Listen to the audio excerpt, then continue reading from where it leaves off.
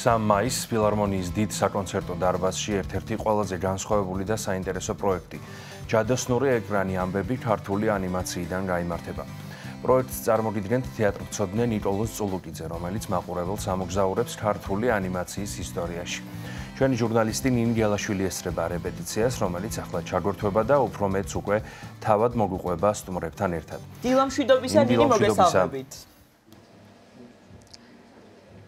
დილამშვიდობისა, გეგი ელისაბედ, მოგესალმებით. ჯადოსნური ეკრანი ამბები ქართული ანიმაციიდან. სწორედ ასე ეწოდება პროექტს, რომელმაც უკვე მაყურებლის უდიდესი სიყვარული და მოწონება დაიმსახურა. 3 მაისს კი დაინტერესებულები კვლავ შეძლებენ წარმოდგენის ხილვას.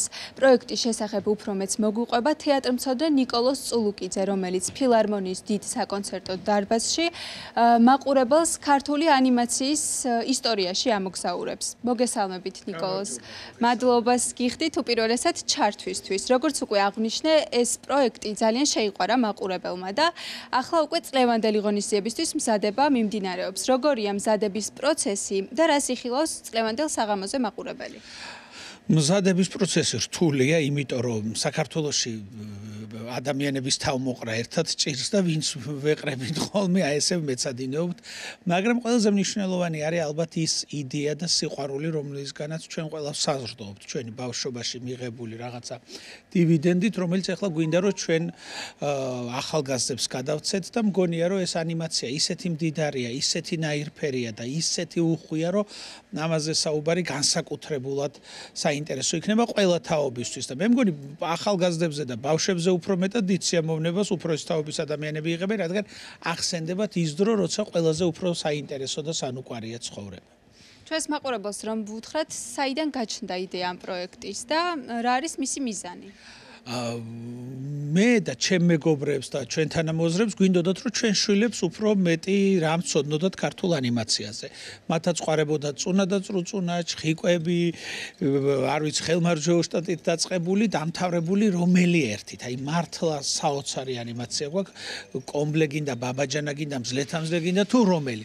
ამიტომ ამის შესახებ ჯერ ესეთი იგებ ქართული ფოლკლორის, ქართული ზღაპრების ისტორიას და მე ზოგადად იმ საოცარ მუსიკას ისმენ, იმ გასაოცარი მსახიობების მეტყველებას ისმენ, იმ რაღაცა დამახასიათებელ ინტონაციას, კილოკავს, კოლორიტს, ყველაფერს, რაც ესეთი მდიდარია ჩვენი ანიმაცია და ამიტომ აი ამ ყველაფერს ერთად მოუყარეთ თავი და 3 მაისს გონია რომ საინტერესო სანახაობას შევთავაზებთ ფილარმონიაში მოსულ მაყურებელს.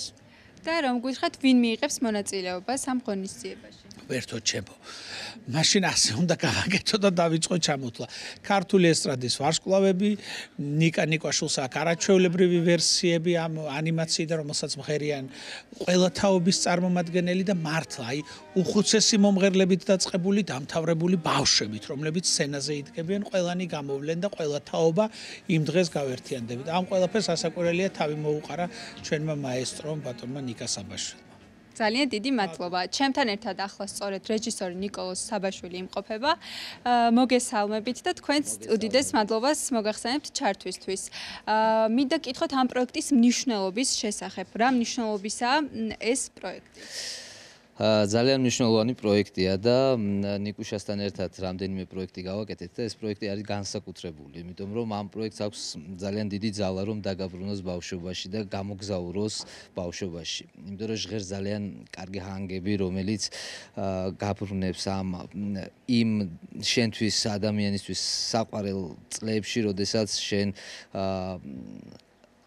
ახდენდი სამყაროს აღქმას და შემეცნებას და ეს ის პერიოდია, როდესაც ჩვენ ვისწავლეთ ცხოვრება და აი რეპეტიციების დროსაც კი ძალიან სენსიტიურია, მინდა გითხრათ და ყველა პროექტი ხო განსაკუთრებით ძალიან კარგი გუნდი იკრიბება ხოლმე, შემოქმედებითი გუნდი და აქაც ძალიან აი განსაკუთრებით ძალიან საყვარელი ხალხია და ძალიან დიდი მნიშვნელობა აქვს როგორ აკეთებს საქმეს სიყვარულით თუ მოვალეობის მიზნით და ეს ის პროექტია სადაც ძალიან დიდი სიყვარულით კეთდება ეს საქმე და ეს აუცილებლად დარბაზში გადაეცემა მაყურებელს და მე ვპირდები მაყურებელს ჩემ შემოქმედებით ჯგუფთან ერთად ჩვენთან ერთად რომ იმოგზაურებენ იმ დროში რომელიც ჩვენთვის ყველასთვის ძალიან ძვირფასია და ძალიან დიდი სითბო გადმოიყრება სცენიდან რასაც შევთავაზებთ მოკლედ. კი ბატონო, მინდა გკითხოთ რეჟისურაზეც, რა ფორმით იქნება ეს პროექტი წარმოდგენილი მაყურებლის წინაშე და თუ გაქვთ რაიმე სიახლე, იმიტომ რომ მე როგორც ვიცი, ქართული ანიმაციებისთვის შექმნილი მუსიკალური ნომრებით შესრულდება წლევანდელ ღონისძიებაზე. რა თქმა უნდა, ჩვენ ტრიალებთ ანიმაციის ვარგლებში, ყველა ნაწარმოები, რომელიც შესრულდება, არის ყველასთვის ძალიან ნაცნობი, უბრალოდ ახლებურად ჩვენი ნიკა ნიკვაშვილის ხელმძღვანელობით და ეს პროექტი ჩვენ გავაკეთეთ 1 წლის წინ, სადაც იყო უფრო პატარა სცენაზე, უფრო მობილური და წელს ეხა უკვე ვცდილობთ, რომ იყოს უფრო ფართო ეს ყველაფერი, უფრო მასშტაბური და იმედია გამოგვივა ეს ყველაფერი. დიდი მადლობა, თქვენ გუნდს უდიდეს წარმატებას ვუსურვებ. ჩვენს მაყურებელს შევახსენებ, რომ პროექტი ჯადოსნური ეკრანი ამბები ქართული ანიმაციიდან ფილარმონიის დიდ საკონცერტო დარბაზში 3 მაისს გაიმართება და წინ ნამდვილად შესანიშნავი სანახაობა გელოდებათ. ნამდვილად ასეა, ძალიან დიდი მადლობა ნინი ჩართვისთვის. მე ვესწრებოდი ამ ღონისძიებას რუსთაველის თეატრში და მართლაც საოცარი დღესასწაული ელოდება მაყურებელს უკვე ფილარმონიაში და უფრო მეტ ადამიანს ექნება შესაძლებლობა, მეტ ბავშვს და ასევე რა თქმა უნდა ზრდასრულსაც რომ ნახოს ეს არაჩვეულებრივი ღონისძიება პროექტი, რომელიც ნიკოლოზის წულკმძის ავტორობით შედგება ფილარმონიის დიდ საკონცერტო დარბაზში 3 მაისს.